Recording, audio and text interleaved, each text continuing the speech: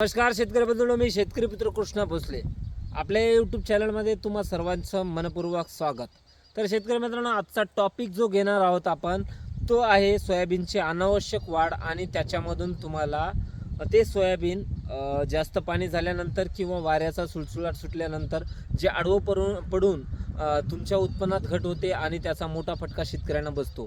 तर याच्यापासून वाचण्यासाठी किंवा अजून तुमचा सोयाबीनमध्ये उत्पन्नामध्ये सुद्धा वाढ करण्यासाठीच उपाययोजना योजल्या आहेत. तर शेतकरी मित्रांनो, तुम्ही बघू शकता हा प्लॉट एकदम कंडिशनमध्ये आहे. हा प्लॉट एकदम व्यवस्थितरित्या याची वाढसुद्धा आहे आणि याला फुटवासुद्धा आहे. याचं कारण आहे शेतकरी मित्रांनो, तर मी ज्या पिरियडमध्ये तुमचं फ्लावरिंग स्टेजला किंवा फ्लावरच्या मोसममध्ये आलेला प्लॉट असेल त्याच्या अगोदरच तुम्हाला ते योजायचे की तुमची हाईट कोणत्या स्वरूपाची. हाईटीच्या हिशोबाने तुम्हाला स्प्रे घ्यायचा आहे तो म्हणजे पायक्लोब्युट्राझोल नावाचा जो मॉलिक्यूल आहे तो 40% वाला पायक्लोब्युट्राझोल. म्हणजेच थोडक्यात सांगायचं जर झालं तर त्याच्यामधून तुम्हाला फायदे काय होतील हे सुद्धा सांगतो. तर शेतकरी मित्रांनो, तुमच्या अनावश्यक वाढीमध्ये जे सोयाबीनची वाढ होते त्याच्यामधून तुम्हाला उत्पन्न तर मिळत नाही, पातळ पातळ शेंगा लागतात, ते तर तुम्हाला माहीतच आहे.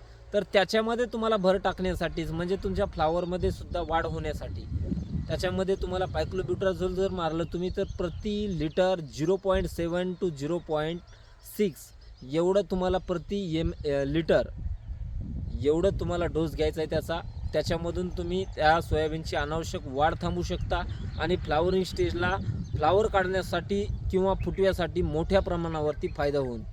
तर शेतकरी मित्रांनो, तुम्ही बघू शकता हा प्लॉट आपण त्याच पायक्लोब्युट्राझोल नावाच्या मॉलिक्यूलमधूनच आपण व्यवस्थितपणे त्याला फुटवासुद्धा आणला आहे आणि फ्लावरची स्टेज म्हणलं तर फ्लावर तर बघायचं कामच नाही. तुम्ही हैराण होताल एवढं फ्लावरचे स्टेज असं नंबर 1चं बिल्ड केलेलं आहे. तर शेतकरी मित्रांनो, ही माहिती आवडली असेल तर लाईक करा, सबस्क्राईब करायला विसरू नका. धन्यवाद. जय जवान जय किसान.